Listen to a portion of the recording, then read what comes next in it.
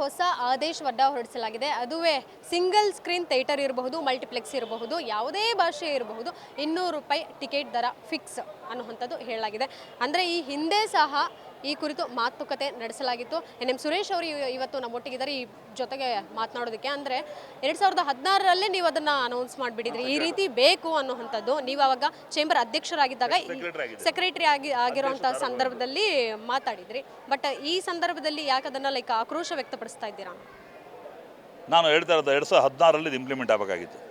ಅದಕ್ಕೆ ಅವಾಗ ಸಾರಾ ಗೋವಿಂದರು ವಾಣಿಜ್ಯ ಮಂಡಳಿ ಅಧ್ಯಕ್ಷ ಆದಾಗ ಅವ್ರ ರಾಜಕೀಯ ಒಡನಾಟ ಚೆನ್ನಾಗಿ, ಮುಖ್ಯಮಂತ್ರಿಗಳು ಚೆನ್ನಾಗಿದ್ದರು. ಚಿತ್ರರಂಗದಲ್ಲಿ ₹200ದಿಂದ ಏನು ನಮಗೆ ತೊಂದರೆ ಆಗ್ತಾಯಿದೆ, ಆಮೇಲೆ ಕಾಮನ್ ಮ್ಯಾನಿಗೆ ಹೋಗೋದ್ರಿಗೆ ತೊಂದರೆ ಆಗ್ತಿರೋದು. ಒಬ್ಬ ಮನುಷ್ಯ ಸಿನಿಮಾಗೆ ಹೋದಾಗ ಮಿನಿಮಮ್ 1,000 ಟಿಕೆಟ್ ಕೊಟ್ಕೊಂಡು ಹೋಗುವಂಥ ಆಗತ್ತಾ, ಇದೆಲ್ಲ ಕೂಲಂಕುಷವಾಗಿ ಪ್ರೋಸ್ ಆ್ಯಂಡ್ ಕಾನ್ಸಿಕ್ವೆನ್ಸ್ ಸ್ಟಡಿ ಮಾಡಿ ಅಲ್ಲಿ ದರಗಳು ಆಗಲಿ, ಅಲ್ಲಿ ಈವನ್ ಸಣ್ಣ ವಾಟ್ರ್ ಬಾಟ್ಲು ತೊಗೋಬೇಕು ಅಂದರೂ ಕಷ್ಟ. ಒಬ್ಬ ಫ್ಯಾಮಿಲಿ ಒಂದು ಸಲ ಸಿನಿಮಾ ನೋಡ್ಬೇಕು ಮಿನಿಮಮ್ 5ರಿಂದ 6 ಸಾವಿರ ಖರ್ಚಾಗ್ತಾಯಿತ್ತು. ಇದನ್ನು ಕಂಪ್ಯಾರಿಸನ್ ಬೇಡ, ಪರಭಾಷಾ ಚಿತ್ರಗಳಿಗೆ ಕೂಡ ವಾಟ್ ಎವರ್ ದಿ ಅಮೌಂಟ್ ಎಕ್ಸ್ಚಕರ್ ಅಲ್ಲಿಂದ ಬರುವಂಥ ಇನ್ಕಮ್ ಕೂಡ ಪರಭಾಷಾ ಚಿತ್ರಗಳಿಗೆ, ಪರಭಾಷೆಯವರಿಗೆ ಹೋಗ್ತಾ ಇದ್ದದು. ನಿಜವಾಗ್ಲೂ ಇಟ್ಸ್ ಮೇಜರ್ ಡಿಸಿಷನ್. ಅವಾಗ ಏನು ಮಾಡಿದ್ರು, ಮುಖ್ಯಮಂತ್ರಿಗಳು ಹೇಳಿದ್ರು ಪರಭಾಷಾ ಚಿತ್ರಗಳು ರಿಲೀಸ್ ಮಾಡೋದ್ರಿಂದ ಹೈಯೆಸ್ಟ್ ರೇಟಲ್ಲಿ ಹತ್ರ 300-400 ಕೋಟಿ ಇನ್ಕಮ್ ಬರುತ್ತೆ, ಕನ್ನಡ ಚಿತ್ರ ಬರೀ 100 ಕೋಟಿ ಬರುತ್ತೆ ಅಂದಾಗ ಮುಖ್ಯಮಂತ್ರಿ ಒಂದು ಮಾತು ಹೇಳಿದ್ರು, ನಮಗೆ ಕನ್ನಡ ಬೆಳೆಸಬೇಕು, ಉಳಿಸ್ಬೇಕು, ಬೆಳಿಬೇಕು. ದುಡ್ಡೆಲ್ಲ important, money is not second criteria ಅಲ್ಲ, ಮನಿ ಸೆಕೆಂಡ್ರಿ. ಕನ್ನಡಕ್ಕೋಸ್ಕರ 300 ಕೋಟಿ ಹೋಗುತ್ತೆ ಅಂತ ಹೇಳ್ಬಿಟ್ಟು ನಾವು ಚಿತ್ರ ಮುಳ್ಸೋಕ್ಕಾಗುತ್ತೆ ಅಂತ ಇಂಪ್ಲಿಮೆಂಟ್ ಮಾಡಿದಾಗ ಅದೇನೇನು ರಾಜಕೀಯ ನಡೀತೋ, ಯಾವ ಥರ ಆಯಿತೋ ಅದನ್ನು ಇಂಪ್ಲಿಮೆಂಟ್ ಮಾಡೋಕ್ಕಾಗಿಲ್ಲ. ಏನೋ because of the technical reason ಅಂದರು. ಅದು ಇನ್ಫಾರ್ಮೇಷನ್ ಡಿಪಾರ್ಟ್ಮೆಂಟ್ ಆರ್ಡರ್ ಆಗಬೇಕಾಗಿತ್ತು, ಹೋಮ್ ಡಿಪಾರ್ಟ್ಮೆಂಟ್ ಹೋಗಿಲ್ಲ ಅಂದರು, ಏನೋ ಗೊತ್ತಿಲ್ಲ. ಸಮ್ಮೆ ಯಾವುದೋ ಒಂದು ರೀತಿಯಲ್ಲಿ ಅದು ತಡೆ ಹಿಡಿದಾಗಿತ್ತು. ಮಲ್ಟಿಪ್ಲೆಕ್ಸ್ನವರು ಕೋರ್ಟ್ಗೆ ಹೋದರು, ಅಲ್ಲಿ ಕೋರ್ಟ್ ಸ್ಟೇ ಇತ್ತು, ಆ ಸ್ಟೇನ ವೆಕೇಟ್ ಮಾಡಿಸಿ ಈಗ ಅದನ್ನು ಕಾನೂನು ರೀತಿಯಲ್ಲಿ ಅದೇನು ಸರಿದೂಗಿಸ್ಕೊಂಡು ಹೋಮ್ ಡಿಪಾರ್ಟ್ಮೆಂಟ್ ಡೈರೆಕ್ಷನ್ ಬಂದಿರೋದ್ರಿಂದ ಇದು ಗೌರ್ಮೆಂಟ್ ಇದಕ್ಕೂ ಕೂಡ ಮೂಲ ಕಾರಣ ಸಾರಾ ಗೋವಿಂದರ ಹಿನ್ನೆಲೆಯಲ್ಲಿ ಓಡಾಡಿ ಮಾಡಿ ಎಲ್ಲ. ಆಮೇಲೆ ಇದಕ್ಕೆ ಕೊಟ್ಟಿರುವಂಥ ದಾಖಲೆಗಳು, ಇನ್ನೊಂದು KV ಚಂದ್ರಶೇಖರ್ ಎಕ್ಸಿಬಿಟಿವ್ ಅಧ್ಯಕ್ಷರಾಗಿದ್ದಾರೆ, ಅವರು ಕೂಡ ಕನ್ನಡ ಚಿತ್ರದ ಆಸ್ತಿ ಅಂತ ಆವಾಗಲೇ ಹೇಳಿದ್ದೀನಿ. ಇಬ್ಬರು ಓಡಾಡಿ ಮಾಡಿ ಇದಕ್ಕೆ ಮೂಲ ಕಾರಣ ಸಾರಾ ಗೋವಿಂದವರು. ಆದರೂ ಕೂಡ ಸರ್ಕಾರ ನಿಂತು ಇದಕ್ಕೆ DK ಶಿವಕುಮಾರ್ ಕೂಡ ಸಹಾಯ ಮಾಡಿದ್ದಾರೆ. ಮಾನ್ಯ ಉಪಮುಖ್ಯಮಂತ್ರಿಗಳು ಕೂಡ ಇದ್ರ ಹಿಂದೆ ನಿಂತ್ಕೊಂಡು ನಾವು ಸಾಕಷ್ಟು ಬಾರಿ ಕೇಳ್ಕೊಂಡಾಗ ಇದನ್ನು ಮಾಡ್ತೀವಪ್ಪ ಅಂತ ಹೇಳಿಬಿಟ್ಟು ಮಾಡಿದ್ದಾರೆ. ಅದು ಮಾಡೋವಂಥ ಈಗ 15 ದಿನಗಳ ಕಾಲಾವಕಾಶ, ಇದು ಯಾರು ಅಬ್ಜೆಕ್ಷನ್ ಮಾಡೋಂಗಿದೆ ದಯವಿಟ್ಟು ನಾನು ಕೇಳ್ಕೊತೀನಿ. ಸ್ವಲ್ಪ ಹೊಸ ದೊಡ್ಡ ನಿರ್ಮಾಪಕರಿಗೆ ಕನ್ನಡ ಚಿತ್ರರಂಗ 100, 150, 200 ಕೋಟಿ ಸಿನಿಮಾಗಳು ಮಾಡಿದ ನಿರ್ಮಾಪಕರಿದ್ದಾರೆ. I don't know name anybody. ಅವ್ರು ತೊಂದರೆ ಆಗೋ ರೀತಿಯಲ್ಲಿ ಇದನ್ನು ಪರ್ಮನೆಂಟಾಗಿ ಇನ್ ಫ್ಯೂಚರು ಇಂಪ್ಲಿಮೆಂಟ್ ಮಾಡೋವಂಥ ಕೆಲಸ ಮಾಡಿ, ಅದಕ್ಕೆ ತಮ್ಮ ಸಹಕಾರನೂ ಬೇಕು, ಮಾಧ್ಯಮದವರು ಸಹಕಬೇಕು, ಜನಗಳು ಸಹ ಬೇಕು, ಚಿತ್ರರಂಗ ಸಹ ಬೇಕು. ಎಂಟೈರ್ ಕರ್ನಾಟಕದಲ್ಲಿ ಕನ್ನಡ ಉಳಿಬೇಕು, ಬೆಳಿಬೇಕು, ಬಾಳಿಸ್ಬೇಕು ಅಂದರೆ ಇದನ್ನು ಮಾಡಬೇಕು ಅನ್ನೋದು ವಿಚಾರ ನಾನಂತೂ ಒತ್ತಾಯ ಮಾಡಿ ಸರ್ಕಾರ ಏನು ಮಾಡಿದಾರೋ ಒಳ್ಳೆಯ ಸ್ವಾಗತಾರ್ಹ.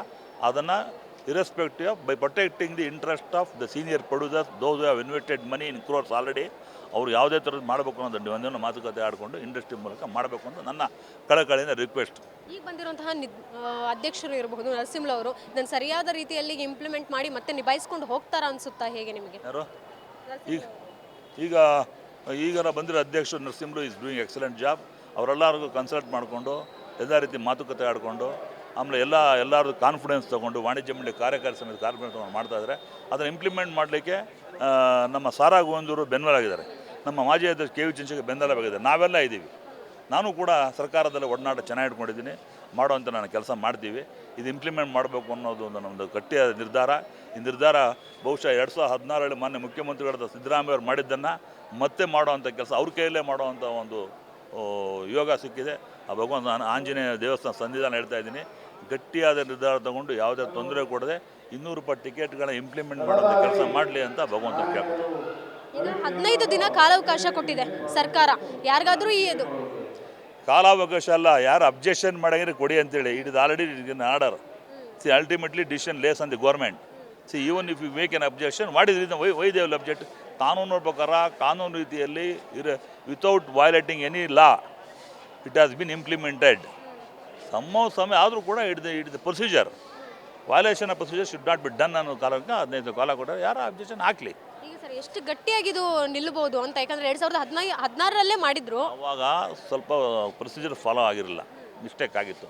Instead of issuing orders from the home department, it was bin issued by the information department, ಯಾವುದೊಂದು ಡಿಪಾರ್ಟ್ಮೆಂಟ್ ಆಯಿತು. ಸ್ವಲ್ಪ ಕಮ್ಯುನಿಕೇಷನ್ ಗ್ಯಾಪ್ ಇದೆ. ಅದನ್ನು ಕಮ್ಯುನಿಕೇಷನ್ ಗ್ಯಾಪ್ ಏನಾಗಿಲ್ಲ, ನೀಟಾಗಿ ವ್ಯವಸ್ಥಿತವಾಗಿ ಕಾನೂನು ರೀತಿಯಲ್ಲಿ ಕಾನೂನು ಪರಿಪಾಲನೆ ಮಾಡಿಕೊಂಡು they have implemented this going to become ಇದು ಸ್ಟ್ಯಾಂಡ್ ಫಾರ್ ಎವರ್ ಅಂತ ಅಂದ್ಕೊಂಡು. ಇದು ದೊಡ್ಡ ಬಜೆಟ್ ಸಿನಿಮಾಗಳಿಗೆ ಹೊಡೆತ ಬೀಳ್ಬೋದಲ್ವಾ ಅಂತ. ಈಗ ದೊಡ್ಡ ಬಜೆಟ್ ಅದ್ರ ಅನುಕೂಲನೇ ಇದೆ. ಲಾಂಗ್ ರನ್ನಲ್ಲಿ ನಂಬರ್ ಆಫ್ ಪೀಪಲ್ ಜಾಸ್ತಿ ಬರ್ತಾರೆ ಅವಾಗ. ಮಲ್ಟಿಪ್ಲೆಕ್ಸ್ಗಳಲ್ಲಿ ಈಗ ಆ್ಯಸ್ ಇಟ್ ಈಸ್ ಅದಕ್ಕೆ ಸ್ವಲ್ಪ ಎಫೆಕ್ಟ್ ಆಗ್ಬೋದು. ಅದನ್ನು ಸರಿಪಡುವಂಥ ಕೆಲಸ ನಾವು ಮಾಡ್ತೀವಿ. ಯಾಕಂದರೆ ಯಾವುದೇ ನಿರ್ಮಾಪಕ ಕೋಟ್ಯಾಂತರ ಬರೋಡು ಹಾಕ್ಬಿಟ್ಟಿದ್ದಾನೆ. ಅದು ಮುಗಿದು ಚರ್ಚೆ ಮಾಡಿ ಅವ್ರಿಗೆ ಏನಾರ ಒಂದು ಸ್ಪೆಷಲಾಗಿ ಮಾಡಿಸೋವಂಥ ಕೆಲಸ ಮಾಡಬೇಕು. ಆ ಧರ್ಮ ವಾಣಿಜ್ಯ ಮಂಡಳಿ ನಿರ್ಧಾರ ತೊಗೊಳ್ಳೋದು. ನಾನು I am not the person to take decision. Government ಡಿಸಿಷನ್ನ ವಯಲೇಷನ್ ಮಾಡಿ ಯಾರು ಏನು ಮಾಡೋಕ್ಕಾಗಲ್ಲ. ಇದಕ್ಕೆ ಸ್ವಲ್ಪ ಕನ್ಸೆಷನ್ ಕೊಡ್ಬೋದು ಅಂತ ಅನಿಸುತ್ತೆ. ಕೊಡಲಿ ಅಂತ ನಾನು ಕೇಳ್ಕೊತೀನಿ. Thank you sir. ಸೊ ಇದಿಷ್ಟು NM ಸುರೇಶ್ ಅವರ ಮಾತಾಗಿತ್ತು. ಕ್ಯಾಮ್ರಾ ಪರ್ಸನ್ ಯುವರಾಜ್ ಜೊತೆಗೆ ಕೀರ್ತಿ ಪಾಟೀಲ್, ಗ್ಯಾರೇಜ್ ನ್ಯೂಸ್, ಬೆಂಗಳೂರು.